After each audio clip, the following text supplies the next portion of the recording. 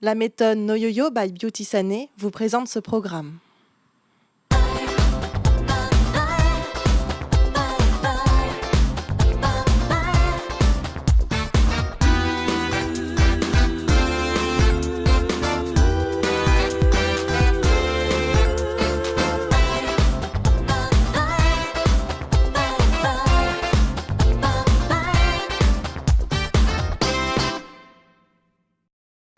Bonjour et bienvenue dans Des régimes et moi, la première émission où nos invités parlent sans complexe de poids, de régime et d'alimentation. Elle avait déjà un nom prestigieux, elle a réussi à se faire un prénom grâce à ses multiples talents. C'est la psychothérapeute Michèle Freud qui nous fait le plaisir de nous accompagner cette semaine. Michèle, bonjour. Bonjour Sylvain. Comment allez-vous aujourd'hui? Très bien. Avez-vous bien dormi? Je suis très bien dormi Sylvain. Quand vous avez des émissions ou des événements particuliers, il vous arrive d'avoir des difficultés de dormir la veille? J'évite d'avoir du stress dans la mesure où je me prépare en général. Je suis, vous savez, la bonne élève, l'élève un peu consciencieuse, celle qui prépare. Ça me sécurise, je prépare mes dossiers, je prépare mes billets de train, mes billets d'avion, tout est prêt dans des pochettes.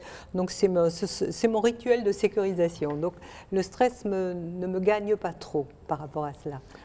Alors vous venez de nous dire que vous étiez une bonne élève, donc justement ça va nous permettre d'aller dans votre enfance pour découvrir un petit peu l'origine de vos découvertes culinaires, des goûts et tout ce qui peut tourner autour de la découverte de la cuisine dans votre plus tendre enfance. Et donc on va commencer à faire une découverte à travers des photos parce que on va vous voir là, je ne sais pas quel âge vous deviez avoir, mais vous êtes vraiment très jeune, peut-être 2 ans, 1 an, 2 ans. Oui, ça doit être ça.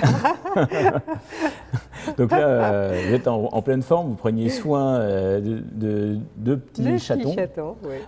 Et donc, et on vous découvre également à la sortie de la plage. L'air déterminé. Oui, pas très contente d'être Non. photographiée, je suppose. Vous avez passé votre enfance dans quelle région en fait? Alors, j'ai passé mon enfance entre l'Alsace et j'étais en Alsace en fait et le Sud.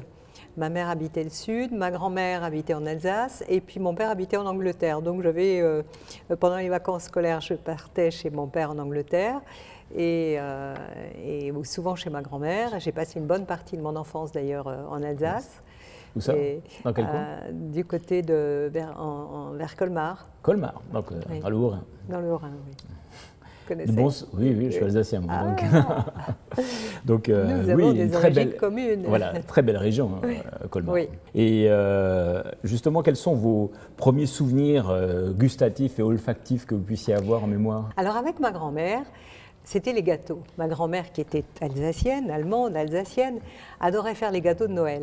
Et j'ai ce souvenir-là, que j'ai d'ailleurs transmis à ma fille, puisque je fais exactement la même chose. Je faisais la même chose quand elle était plus petite. On confectionnait les gâteaux de Noël. Les bredel. Voilà, puisque vous êtes d'origine alsacienne.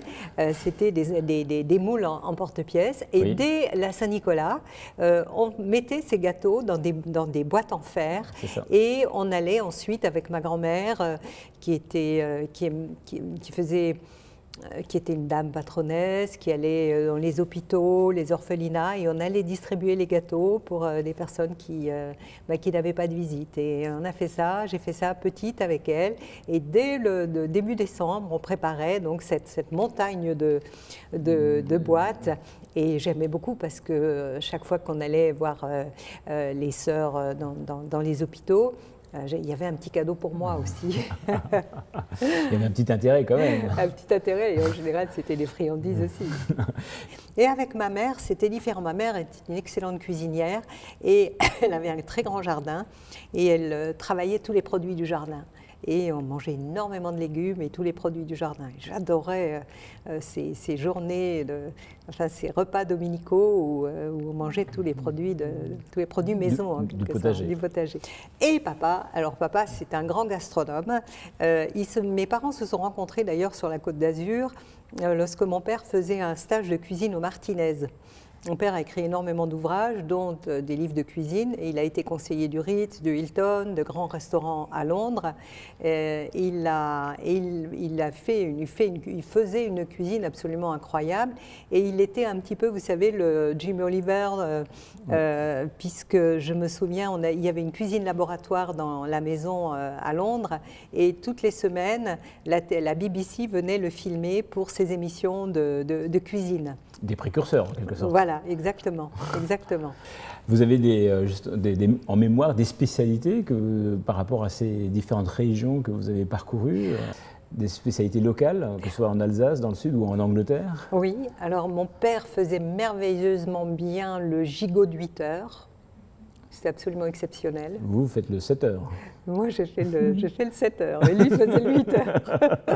Avec le décalage horaire, il y a une heure de différence entre l'Angleterre et la France. Et c'était absolument exceptionnel.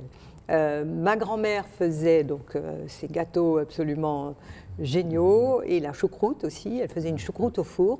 Au four? Oui, au four, avec des dés de carottes, pour améliorer, vous savez, l'acidité de la choucroute. Et maman, elle faisait effectivement des plats traditionnels, mais toujours avec énormément de légumes, énormément de crudités, et que j'ai perpétué d'ailleurs. Et vous avez souvenir d'un plat que vous détestiez royalement en étant petite, que vous refusiez de manger? Alors, ma mère m'a rappelé que j'ai une cicatrice là au niveau de l'arcade sourcilière, qu'elle avait été obligée de tourner autour de la table pour me faire manger du poisson, et je suis tombée. Et apparemment, je n'aimais pas trop le poisson. Ça a changé depuis. Michel, quels étaient vos rêves de petite fille? Mes rêves de petite fille, je voulais devenir maîtresse d'école. Ah, eh ben, vous êtes directrice d'école. Voilà, oui. Donc c'est un rêve réalisé en quelque sorte. Quelque sorte, je n'y avais pas pensé, je n'avais pas fait le lien, vous voyez. Le subconscient vous a guidé jusqu'à cette position de direction d'école. Oui, sans doute. Bien, donc on va terminer cette première partie par un test. On va revenir toujours dans la partie, comment dirais-je, équilibre, avec un groupe de vitamines qui sont le groupe B, donc notamment une vitamine B6 qui permet d'être un déstressant d'une certaine façon. Et on va donc pouvoir faire un test concernant cette vitamine B6.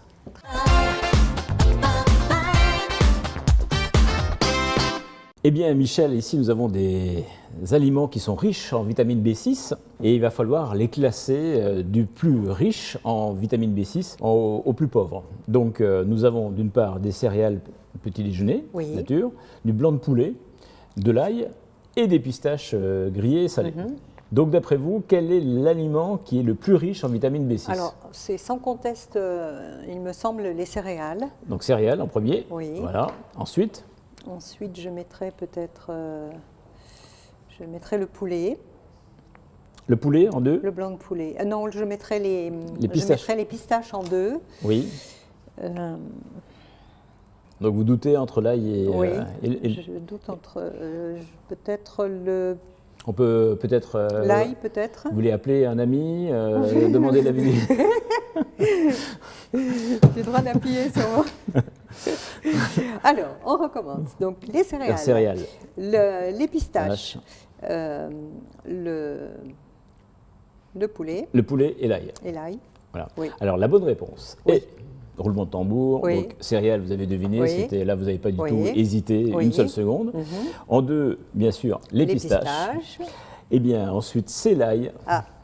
Et en dernier, donc, le poulet. Le poulet, absolument. Est-ce que vous avez peut-être d'autres aliments qui sont riches en B6 à nous conseiller? Il y en aurait, il y a toutes les céréales. Hein. Les céréales sont très riches en B6. Hein. Donc le quinoa, c'est intéressant, les céréales le soir, par exemple. Oui, parce que c'est assez light. C'est light et puis ce sont des sucres lents.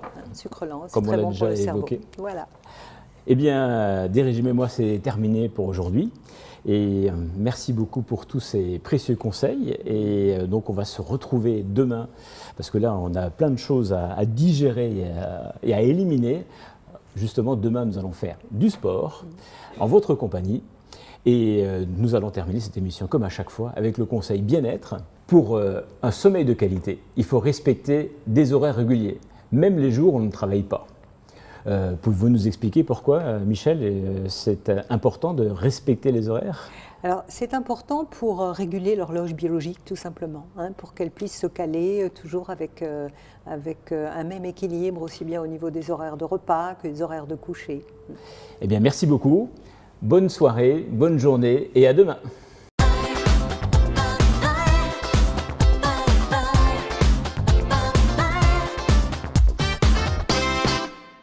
La méthode No Yo-Yo by Beauty Sané vous a présenté ce programme.